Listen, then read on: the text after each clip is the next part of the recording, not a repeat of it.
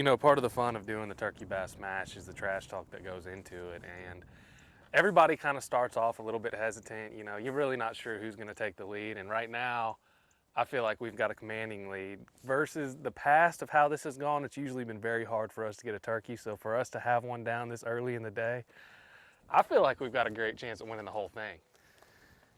Well, especially considering that we're about to head out right now and go kill yours. Well, if we get a second one, really we kind of need the points because we got to go fish against Clark, who was last year's AOY, and Wade, who's fished Amistad for his whole life. So I feel like we really need this. This is what we needed to happen for us to really have a chance at making it.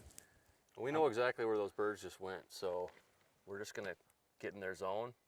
And this time I'm gonna have a little bit more time to bring out the Montana decoys, so that should help us out quite a bit. I actually rigged one up with some real tail feathers before I came down here, so I wouldn't be surprised if they're willing to play. Those guys seem like they were feeling a little aggressive. I'm feeling pretty good for us. I don't know about everybody else. I mean, I'm kind of hoping they're struggling. And hey, from the looks of it, everybody's pretty quiet right now. If we get the next turkey down, I think we need to make an instructional video and just send it out on the thread. That's what we should do next. Turkey Bass Smash 101. The professor is here. Let's go. Let's go get another one.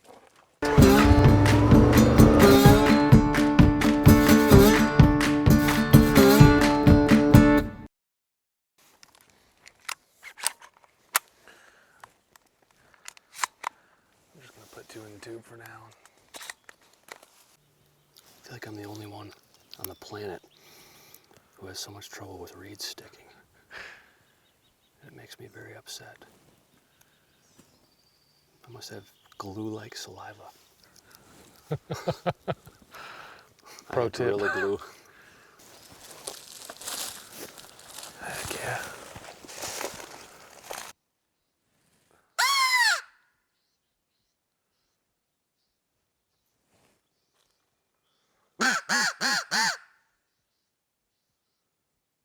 I say we just walk down a little bit then and we'll hit the call every now and then, see what we hear, decide what to make a play on from there.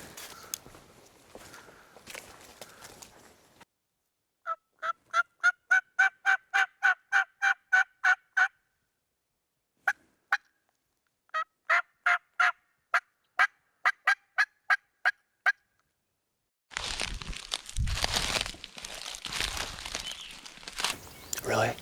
How far? We better set up. No, that's our compadre. I mean, what the hell is this? I got a text saying I'm going to Middle Road. You know how far you are from Middle Road right now? I didn't say that. No, I'm kidding. It don't matter.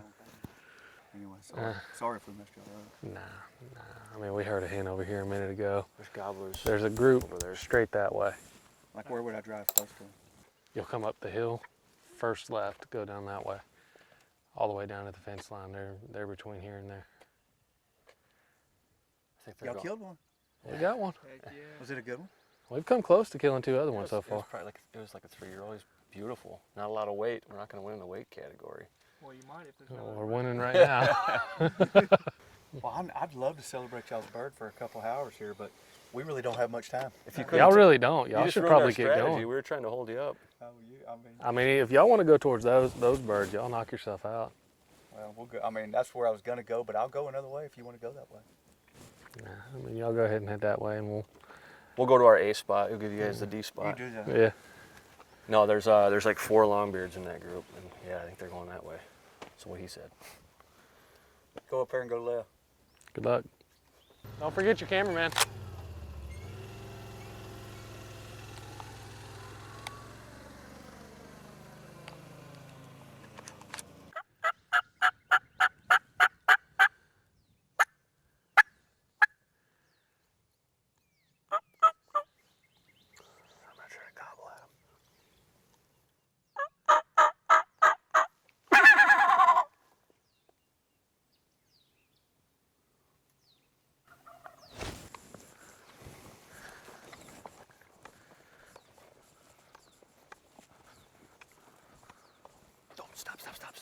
Stop. Give me that fan. You see him?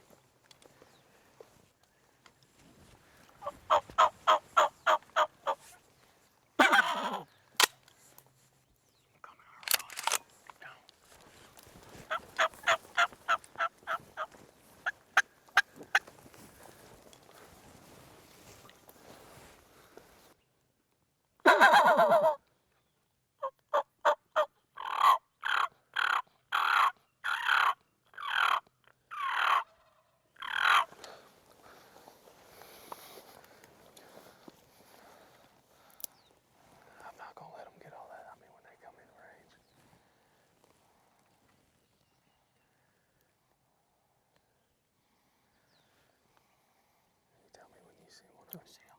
Do you? Yeah. Oh, I see.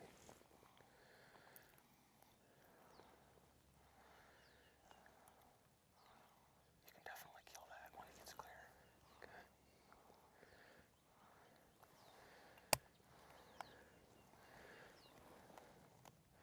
Oh yeah. I don't see him yet.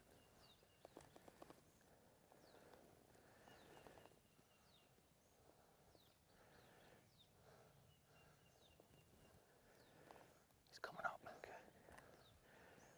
Better bust him. No, you got him. You got him. You got him. You got him. You Okay. good thing you didn't shoot that. No, I was like, what the Yeah, brother. gosh?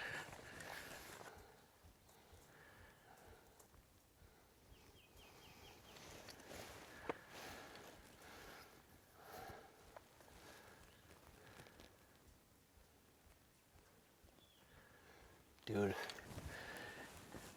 What? Is he hit? Is he? I didn't think I hit him because He's whenever gonna I die. pulled the trigger. you better go kill him before he gets away. Shoot. Here, hold this. I didn't think there was any way I hit that second shot. He's hurting. Here, if I got him. You I got him. two? I got one. Here, take this. I've been on this rodeo. Go, we better go Which run way did he go? to the left. Oh man. I didn't think I got him with that second shot, but apparently I did.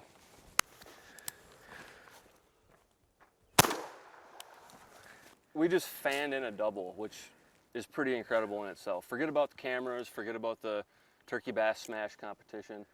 We just fanned in two gorgeous birds, and thankfully in Texas, you get multiple tags, so we Yes. end up in a situation like that. You know, Michael shot again because he didn't see the second bird, but at the same time, you know, you got multiple tags in your pocket, so shooting a second bird is not a problem to begin with. I'm not sad about it at all. I mean, that's a hunt that I'll remember forever just because a double is something that I think is truly special. But, you know, turkey bass smash, it's a competition at the same time, but you know, my passion for hunting and just wanting to shoot a turkey out kind of weighs that. So I feel sorry for the team right now, but we've had one heck of a morning. We were so we split from Clark and those guys. We're trying to be do-gooders, sending them after some goblin turkeys after they had busted through our setup, might I add. Yeah. And so we sent those guys after some turkeys, and we decided to move on like nice guys, and then we struck up some more birds right away in the opposite direction. So hey, they got their birds to go after, we got our birds to go after. So we started moving in on these things, and at first they were a good distance away, and clearly they started running when I gobbled at them, because by the time we walked another 30 yards, I could see them coming down the road. And the fact that they didn't see me, Michael, and Kevin behind the camera, three guys standing out in the middle of the road, was amazing. But I'll tell you why. It's because of this. They see this, and all they can focus on is that shape and those feathers and that red, white, and blue. And so we were able to drop down, set up, fan them in the rest of the way, and double down. Yeah, no, that's exactly what happened. And I'm glad you saw him because I never saw him down the road. And I mean, I believe that had a lot to do with it, because when they came up over that ridge, I mean, that was it. It was unbelievable. That was a good hunt. Regardless of what happens next for the competition, that was a good hunt. So what happened here was we were coming down the road over here. The turkeys were over here. In fact, I think they were actually in the woods, and they wouldn't respond to a single yelp or cut or anything on my mouth call, and then I gobbled at them. That's really been working this morning. So when I gobbled at them, they responded. And we thought they were pretty far off, and actually I think they were, but I think they started running in when they heard that gobble, because they heard the hen calling, they heard the gobble, and then they said, hey, there's another tom over there with a hen, we're gonna beat him up. So by the time we were about to scramble in position, we were busted, middle of the road. They could see us from over here, but I was holding that Montana decoy, and it just looks so realistic. It's such a great fanning decoy, and I've got the real feathers in there that it had to have just it had to have confused them. They were just transfixed by that thing. So we ducked into the brush, and I was like, you know, there's a 50-50 chance that we got busted and this is over. Well, then I could just see them coming. And from their perspective, all they could see was that gobbler and that fan. And if you look over there, Michael's replicating the scenario right now. But when you got a camouflage hunter behind that fan, they don't know that that's not a tree. All they see is a turkey.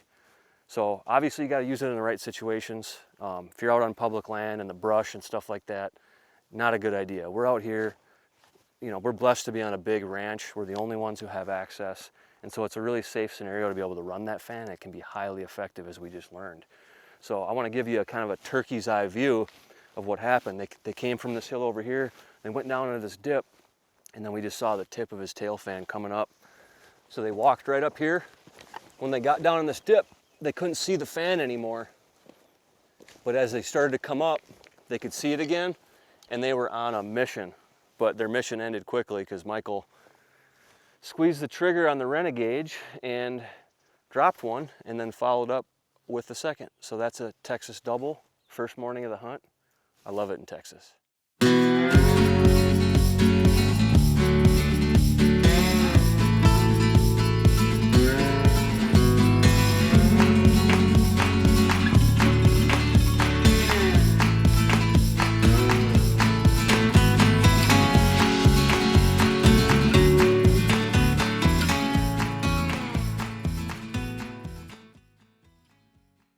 That was kind of a snafu, and it disqualified us from the turkey event, but here's my dirty little secret. 2 turkeys came in, so at the end of the day, I'm happy that both of those turkeys bit the dust. And hey, we got in the game today with the bass fishing side too. I had no idea what to expect going out there on the water, and conditions were brutal. As you can see, I'm sunburnt, I'm worn out. We fished our hind ends off today out there on the lake, and we kicked it down to the final minute. I mean, we were counting down. Even though we knew we weren't going to win the competition, we fished as hard as we could, and I think everybody can say the same thing. In fact, Wade and Scott, because they rode it all the way down to the wire, it allowed them to pull ahead and actually win the turkey bass smash, because they hunted hard, they fished hard, and ultimately they had a higher score in the end.